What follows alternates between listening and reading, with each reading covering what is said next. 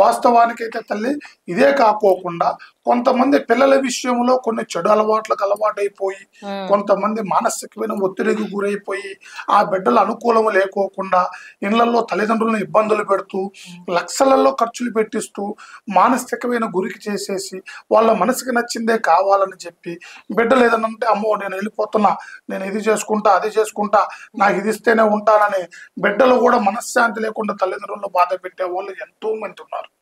అలాగే అవస్థ పడే ప్రతి ఒక్క తల్లిదండ్రులకి చెప్పేది ఒకటే విషయం, అలాగా ఆ బిడ్డ కావాలని చేస్తూ ఉందా, లేదా ఒక చెడుకు అలవాటు పడిపోయి అలా ఇబ్బంది పెడుతున్నాడా, లేదా ఒక మంత్రానికి ఇబ్బంది పెడుతూ ఉన్నాడా, లేదా ఒక గ్రాస్థితిని బట్టి ఇబ్బంది పడుతూ ఉన్నాడా, ఎవరైనా చెడు మార్గంలో నడిపిస్తూ ఉన్నారా అనేది మనం దాన్ని గమనించి ఆ బిడ్డల్ని కొన్ని రకాలుగా స్థితిగతులు పోకోకుండా వాళ్ళ పంచభూతాలు ఏకదాటికి నడిచేటట్టు వాళ్ళ మనస్థితిని కుదురుపరిచేటట్టు పుట్టిన గడియ ఎదుగుదల గడియ వాళ్ళ స్థితిగతులను బట్టి మనం అన్ని రకాలుగా పరిశీలించి వాళ్ళ జీవితాన్ని ఒకటి చక్కటమైన మార్గంలో నడిపించి వాళ్ళ కుటుంబంలో వాళ్ళ అమ్మా నాన్న చెప్పే విధంగా నడిపించి వాళ్ళ భవిష్యత్తు కూడా చదువును బట్టి కానీ కుటుంబాన్ని బట్టి కానీ వాళ్ళ ముందుకు పోయి మంచి జీవితాన్ని నడుపుకునేటట్టుగా మనం మంచి మార్గాన్ని వాళ్ళకి చేయొచ్చు. గురువు గారు మీరు అంతా బాగానే చెప్తారు, మంచిగానే ఉంది, నా బుద్ధి అవుతుంది.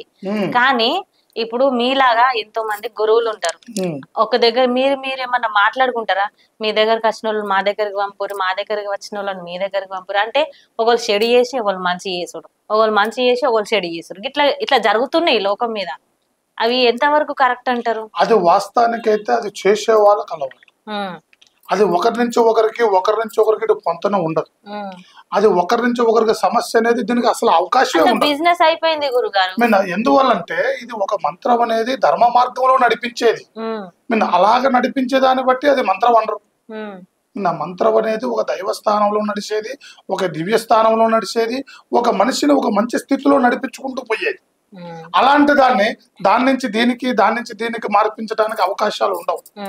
ఎవరెవరు కావాలని చేయించుకునేటి ఇప్పుడు ఎవరైనా కానీ ఉట్టి పుణ్యానికి ఒకటికి ఎందుకు చేస్తాడు?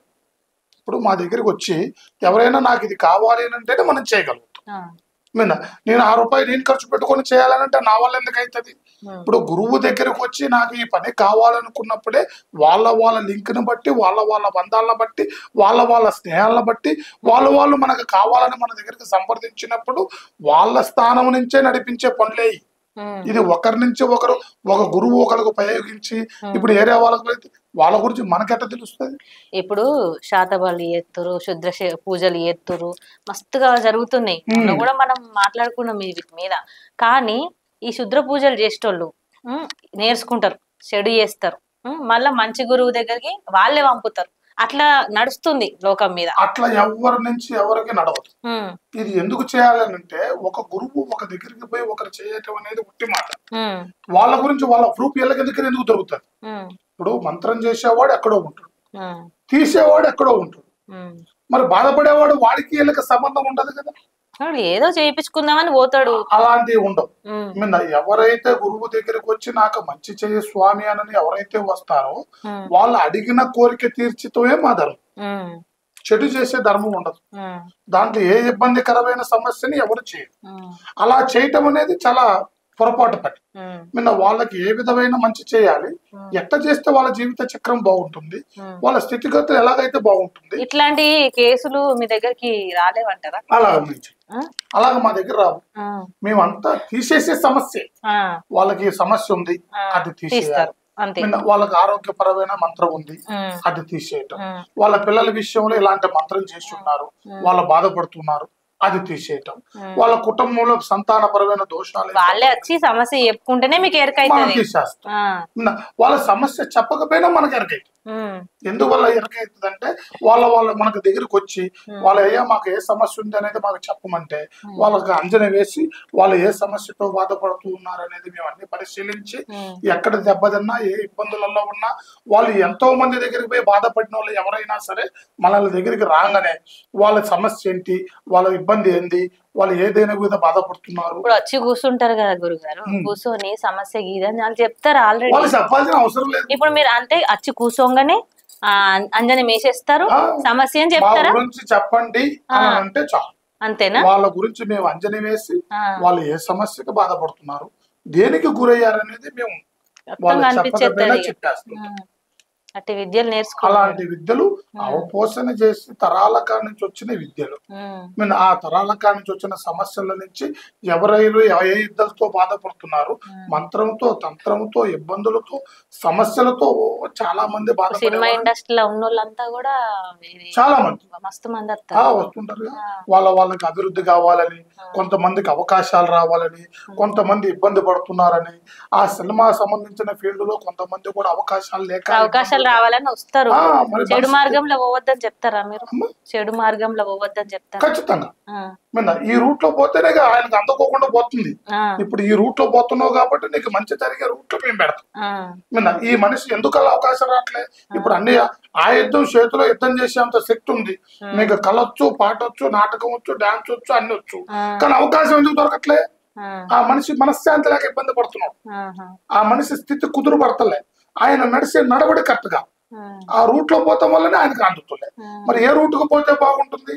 అతని జాతక చక్రం ఏంటి, ఆయన దివ్య శక్తి బలం ఎలా ఉంది, అతని వశీకరణ బంధన ఎలా ఉంది, ఆయన జన ఆకర్షణ చేయగలవలా చేయలేడా అనేది మనం ఆయన్ని పరిశీలించి, నువ్వు ఈ రూట్ లో పోతున్నావు కాబట్టి నీకు అందట్లేదు, ఈ రూట్ లో పోతే నువ్వు బాగుపడతావు, మంచి జరుగుతుంది, నీ రూట్ ఇది, ఇట్లా చేస్తే నువ్వు బాగుపడతావు అనేది వాళ్ళకి చక్కటి పరిష్కారాన్ని ఇచ్చి, వాళ్ళకి అవకాశాలను ఇచ్చి, వాళ్ళ ముందుకెళ్లే విధంగా, వాళ్ళ తేజస్సు పెరిగే విధంగా, వాళ్ళకి ఆకర్షింపబడే విధంగా చేసి వాళ్ళని మేము ముందుకు పంపిస్తాం. ఈ వశీకరణ అనేది అయితే నేనైతే నమ్మను గురువు గారు.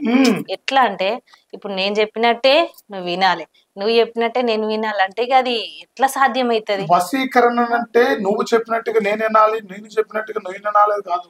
ఒక మనిషికి బంధన అయిపోవటం, వశం చేసుకోవటం అంటే మనిషి మొత్తానికి పిచ్చోళ్ళకు ఉండడు, ఇటు ఉంటాడు అటు ఉంటాడు, కానీ అవకాశం అంటే పోతుంది.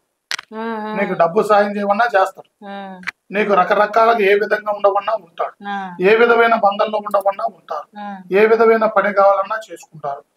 మళ్ళీ ఇతని పని ఇతనే చేసుకుంటాడు. అతని విషయంలో ఏది వచ్చినా గానీ ముందు అతనే నిలబడి ఉంటాడు. అది వశీకరణ అంటారు. ఆ వశీకరణకి మనిషి ఎంత లావాడైనా గానీ కట్టుబడి అంటే ముందు ఖచ్చితంగా కట్టుబడి ఉండాల్సిందే. అలాంటి బంధనంలో మనిషి ఖచ్చితంగా ఆ వశపరుచుకునే బంధన ఆ వశీకరణకు ఉంది. ఆ మనిషికి ఏ రకమైన ఆలోచనలలో ఉన్నా గానీ, ఏ స్థితులలో ఉన్నా గానీ ఒక మనిషికి వశపడి ఉంటూ ఉంటాడు. ఆ వశీకరణ అనేది దివ్య చక్రం.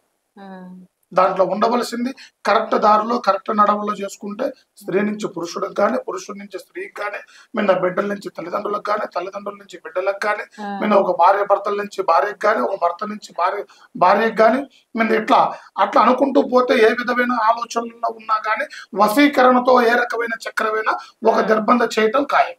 అది ఖచ్చితంగా ఉంది, అది నడవడి చేసే అవకాశం సాధ్యమైతది ఖచ్చితంగా. అది ఏ విధంగా అయినా కానీ, ఏ రకంగా తాగుడికి మస్తు బానిస అయిపోతుంది, దానికి వశీకరణ చేసుకున్నట్టే మద్యంకి వాళ్ళను మరి ఇడిపిస్తారా? మద్యంలో ఉండవలసిన, మత్తులో ఉండవలసిన వశీకరణ బంధన వేరు. అలాగ మత్తుకు బానిస అయిపోయి ఇబ్బంది పడే మనుషుల్లో కొంతమంది కావాలని మందు తాగు, ఇబ్బంది పడుతూ మందు తాగుతుంటారు. వాళ్ళు ఏ విధంగా తాగుతున్నారో వాళ్ళకే అర్థం కాకుండా ఇంట్లో పడి చికాకులు పెడుతూ ఉంటారు. అసలు కావాలని అతను మందు తాగి ఇబ్బంది పడుతున్నాడా, ఏదైనా సమస్యకి గురయ్యాడా, ఆ మనిషి ఎందుకల్లా అవస్థ పడుతున్నాడు అనేది కూడా మనం తెలుసుకోవాలి. చాలా మంది ఖచ్చితంగా ఇడిపించి వాళ్ళని సేఫ్స్ గా చేసి, వాళ్ళ మనశ్శాంతిగా చేసి, వాళ్ళ స్థితిగతులు అనుకూలంగా చేసి, వాళ్ళు ప్రశాంతంగా జీవించే విధంగా కూడా మేము నడవడి చేస్తూ ఉన్నాం. చాలా మంది బిడ్డలు వచ్చారు మా దగ్గరికి. ఇటు తల్లిదండ్రులు కూడా మా గురి సంప్రదించి ఇట్లా మా బిడ్డ ఇట్లా గురైపోయాడు అని అంటే అట్లా మార్చాము. భర్తలు ఇబ్బంది పెడుతూ ఉంటే భార్యలు వచ్చినా మా దగ్గరికి సరిచేసి వాళ్ళని పంపించాము. కొంతమంది అక్క జిల్లాలో కూడా అన్నదమ్ముల గురించి పోరాడిన కూడా చాలా మంది ఉన్నారు. ఎట్లా భార్యల నుంచి బిడ్డల నుంచి భార్యల్ని, వాళ్ళని ఏ విధమైన సమస్యలు ఉన్నా కానీ ఇట్లా మత్తుకు బానిస కాకుండా కూడా బయటపడేసిన చాలా మంది మనసులో మేము చేసామన్నమాట. అర్థమైందా తల్లి? ఇలాంటి సమస్యల నుంచి ఏదో ఒక ఏ బాధ అయినా మీ దగ్గరకు అత్తిగా పోతుంది. ఖచ్చితంగా సమస్త బాధలలో ఏ విధమైన అవస్థలు పడుతున్న ప్రతి మనుషులు ఎవరైనా సర్వే జన సుఖినో భవంతు. ఏ విధమైన ఇబ్బందులు పడే ప్రతి ఒక్క మనిషి మనల్ని సంప్రదిస్తే ఈ సమస్యకి పరిష్కారం ఉంది, ఈ సమస్యకి పరిష్కారం లేదు అనేది లేదు. సమస్త సమస్యలకి పరిష్కారం నేను చేయగలుగుతాను. మీలాంటి గురువులు నిజంగా గల్లి కుక్కలు ఉండాలి. ఎందుకంటే బాగుపడుతుంది దేశం. ఇప్పుడు చెడు చెప్పే గురువులు కూడా మస్తు మంది తయారైతారు. పూటకొక్కలు ఊడుతారు, మస్తుగానే వేస్తారు. ఇక అట్లుంటే ఇక అటు ఉంటది ఇటు ఉంటది. ఇక సమాజం బాగుపడాలంటే నిజంగా సీతారామరాజు లాంటి గురువులు ఉండాలి. ఎందుకంటే మస్తుగా చేస్తున్నాడు. ఇంకా ఎట్లా చేస్తారు గురువు గారు? ఎంతమంది వస్తారు మీ దగ్గరికి? ఇప్పుడు వాస్తవానికి అయితే చాలా మంది వస్తూ ఉంటారు, పోతూ ఉంటారు. నా ఆఫీస్ కాడికి వస్తూ ఉంటారు, పోతూ ఉంటారు. వాళ్ళ సమస్యలను బట్టి ఫోన్లలో కూడా చేస్తే మాట్లాడతారా? ఖచ్చితంగా. ఇప్పుడు సమస్యకి ఆఫీస్కి వచ్చే వాళ్ళు చాలా మంది వచ్చిపోతూ ఉంటారు. ఇక మనకు దగ్గరికి అందుబాటు రాలేని వాళ్ళు, దూర ప్రదేశాల్లో ఉన్నోళ్ళు, దూరపు దేశాలలో ఉన్నోళ్ళు మనకు ఖచ్చితంగా రావాలనేది ఏం లేదు. వాళ్ళ ఫోటో, వాళ్ళ పేరు, అసలు వాళ్ళ స్థితిగతి ఎలా ఉంది, వాళ్ళ ఫోటో పేరు పంపిస్తే వాళ్ళ భవిష్యత్తును అంచనా వేసి వాళ్ళు ఏది చెప్పకపోయినా నేనే ఫోన్లో వాళ్ళ సమస్యను పరిశీలించి, అయ్యా నీ సమస్య ఇలా జరుగుతుంది, నువ్వు దీంతో బాధపడుతూ ఉన్నావు, ఈ జీవిత చక్రానికి ఇలాంటి అవటంతులు జరుగుతూ ఉన్నాయి, నువ్వు మనశ్శాంతి లేక కుంగిపోతూ ఉన్నావు, ఇలాంటి ఇబ్బందులకు గురవుతూ ఉన్నావు, దాన్ని ఏం చేస్తే బాగుంటది అనేది మేము వాళ్ళకు కూడా చక్కటి పరిష్కారాన్ని ఫోన్లోనే ఇక ఫోన్ చేసి ఫోటో పెట్టుర్రి మీద అంతా చెప్తాడంట. ఖచ్చితంగా వాళ్ళ జీవిత చక్రాన్ని పరిశీలించి ఖచ్చితమైన మార్గంలో నువ్వు ఇది చేస్తే బాగుంటుంది, నువ్వు ఇలా నడిస్తే బాగుంటుంది అనేది వాళ్ళ జీవితాన్ని మంచిగా పరిశీలించి మేము చేయగలుగుతాం. ఇక మనసు బాధ లేనోళ్ళు, మస్తు బాధపడుతున్న వాళ్ళు అందరూ జర గురువు గారికి ఫోన్ చేయరు, జర నిమ్మలంగానే ఉంటారు. ఏం చేద్దాం అనేది కూడా చెప్తాడంట గురువు గారు. మంచిని చెప్తుండు మాకైతే. లైక్ చేయండి, షేర్ చేయండి, సబ్స్క్రైబ్ చేయండి. మరిన్ని వీడియోల కోసం బెల్ సింబల్ పై క్లిక్ చేయండి.